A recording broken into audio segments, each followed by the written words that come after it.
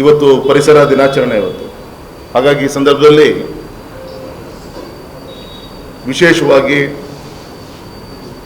ಒಬ್ಬ ಚುನಾಯಿತ ಪ್ರತಿನಿಧಿಯಾಗಿ ಸಂಕಲ್ಪ ಮಾಡ್ತಾ ಇದ್ದೇನೆ, ಪರಿಸರವನ್ನು ಉಳಿಸ್ಕೊಂಡು ಕ್ಷೇತ್ರದ ಅಭಿವೃದ್ಧಿ ಕಾರ್ಯ ಆಗಬೇಕು. ಯಾಕೆಂದರೆ ಇವತ್ತು ಮಲೆನಾಡು ಅನೇಕ ಸೂಕ್ಷ್ಮ ಪ್ರದೇಶಗಳನ್ನು ಹೊಂದಿರುವಂಥ ಒಂದು ಈ ಮಲೆನಾಡು ಭಾಗ ಏನಿದೆ, ಈ ನಮ್ಮ ಮಲೆನಾಡಿನ ಒಂದು ಸಂಸ್ಕೃತಿಗೆ ಪರಿಸರಕ್ಕೆ ಧಕ್ಕೆ ಬರದ ರೀತಿಯಲ್ಲಿ ಉಳಿಸ್ಕೊಂಡು ಬೇಕಾದಂಥ ಪೂರಕವಾದಂಥ ಒಂದು ವಾತಾವರಣವನ್ನು ಸೃಷ್ಟಿ ಮಾಡಿಕೊಂಡು ಜೊತೆಗೆ ಕ್ಷೇತ್ರದ ಅಭಿವೃದ್ಧಿಯನ್ನು ಕೂಡ ಮಾಡಬೇಕು ಅಂತೇಳಿ ಈಗಾಗಲೇ ಈ ದಿಕ್ಕಲ್ಲಿ ಸಂಕಲ್ಪವನ್ನು ಮಾಡಿದ್ದೀವಿ. ವಿಶೇಷವಾಗಿ ನಮ್ಮ ಶಿವಮೊಗ್ಗದಲ್ಲಿ ಇತ್ತೀಚೆಗೆ ಮಾದಕ ವಸ್ತುಗಳ ಒಂದು ಹಾವಳಿ ತುಂಬ ಆಗಿದೆ. ಅನೇಕ ದುಷ್ಟ ಶಕ್ತಿಗಳು ಅದನ್ನು ಸೇವನೆ ಮಾಡಿದಂಥ ಯುವ ಶಕ್ತಿ ರಾಕ್ಷಸರಂತೆ ನಡ್ಕೊಂತಿರೋಂಥ ಅನೇಕ ಉದಾಹರಣೆಗಳನ್ನು ಪದೇ ಪದೇ ಆ ಘಟನೆಗಳು ಹೆಚ್ಚಾಗ್ತಿರೋದು ಕೂಡ ನಾವು ನೋಡ್ತಾ ಇದ್ದೀವಿ. ಹಾಗಾಗಿ ಶಾಂತಿಗೆ ಹೆಸರಾದಂಥ ನಮ್ಮ ಶಿವಮೊಗ್ಗದಲ್ಲಿ ಈ ರೀತಿಯಂಥ ಘಟನೆಗಳು ಮರುಕಳಿಸಬಾರ್ದು.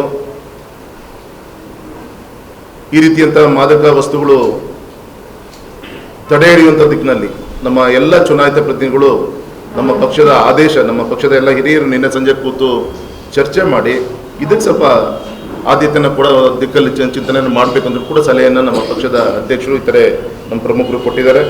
ಹಾಗಾಗಿ ನಾವು ನಮ್ಮ ಚನ್ನಬಸಪ್ಪನವರು ಇತರೆ ಚುನಾಯಿತ ಪ್ರತಿನಿಧಿಗಳೆಲ್ಲ ಒಟ್ಟಾಗಿ ಆ ದಿಕ್ಕಲ್ಲೂ ಕೂಡ ರಕ್ಷಣಾಧಿಕಾರಿಗಳನ್ನು ಭೇಟಿ ಮಾಡಿ ಆದ್ಯತೆ ಕೊಟ್ಟು ಝೀರೋ ಟಾಲರೆನ್ಸ್ ಆಗಲಿಕ್ಕೆ ಏನಾಗಬೇಕು ಆ ದಿಕ್ಕಲ್ಲಿ ಎಲ್ಲ ರೀತಿಯಂಥ ಪ್ರಯತ್ನ ಕೂಡ ಮಾಡ್ತೀವಿ. ವಿಶೇಷವಾಗಿ ಪ್ರವಾಸೋದ್ಯಮದ ಮುಖಾಂತರ ಜನರ ಒಂದು ಅಪೇಕ್ಷೆ ಏನಿದೆ, ಸುಮಾರು 2,43,000 ಅಂತರದಲ್ಲಿ ಜನ ಏನು ಮತದಾರರು ಆಶೀರ್ವಾದನೆ ಮಾಡಿದ್ದಾರೆ. ನಮ್ಮ ಜವಾಬ್ದಾರಿ ಹೆಚ್ಚಾಗಿದೆ, ಅಪೇಕ್ಷೆ ನಿರೀಕ್ಷೆಗಳು ಹೆಚ್ಚಿಗೆ ಇದೆ. ಆ ಪ್ರೀತಿಯನ್ನು ಉಳಿಸ್ಕೊಂಡು ಕೇಂದ್ರ ಮತ್ತು ರಾಜ್ಯದಿಂದ ಅವರ ಅಪೇಕ್ಷೆ ತಕ್ಕಂತೆ ಏನೇನು ಯೋಜನೆಗಳನ್ನು ತರಬೇಕು ಆ ದಿಕ್ಕಲ್ಲೂ ಕೂಡ ಪ್ರಾಮಾಣಿಕ ಪ್ರಯತ್ನವನ್ನು ಮಾಡ್ತೀನಿ. ಕಸ್ತೂರಿ ರಂಗನ್ ವರದಿ ಇರ್ಬೋದು, ಶರಾವತಿ ಮುಳುಗಡೆ ಇರ್ಬೋದು, ನಮ್ಮ VASL ಇಶ್ಯೂಸ್ಗಳು ಇರ್ಬೋದು, ಇದು ಹಾಗೆ ಪ್ರೋಲಂಗ್ ಆಗ್ತಾ ಇದೆ. ಅರಣ್ಯ ಹಕ್ಕು, ಬಗರುಕುಮ್ಮು ಈ ಥರ ಸಮಸ್ಯೆ ಇದೆ. ಒಂದು ಬಗರುಕುಮ್ ಈ ಥರ ವಿಚಾರದಲ್ಲಿ ಕೋರ್ಟಿನ ಒಂದು ಚೌಕಟ್ಟಲ್ಲಿ, ಸರ್ಕಾರದ ಒಂದು ಚೌಕಟ್ಟಲ್ಲೂ ಕೂಡ ಈಗಾಗಲೇ ತಂದೆ ಆದಂಥ ಒಂದು ನೀತಿ ನಿಯಮಗಳನ್ನು ಸ್ಪಷ್ಟವಾಗಿ ಈಗಾಗಲೇ ಜನರಿಗೆ ಇದ್ದರೂ ಕೂಡ ನಮ್ಮ ಹೊಟ್ಟೆಪಾಡಿಗೋಸ್ಕರ ನಾವು ಮಾಡ್ಕೊತ ಬರ್ತಾ ಇದ್ದೀವಿ. ಹಾಗಾಗಿ ಸ್ಪಷ್ಟವಾಗಿ ಒಂದು ಸತಿ ನಮ್ಮ ಸಾಗುವಳಿ ಮಾಡುವಂಥ ರೈತರಿಗಿರ್ಬೋದು, ಶರಾವತಿ ಮುಳುಗಡೆ ಅವ್ರ ರೈಟ್ಸ್ ಅವ್ರಿಗೆ ಸಿಗಲೇಬೇಕು, ಅದು ಸರ್ಕಾರ ಕೊಡಲೇಬೇಕು.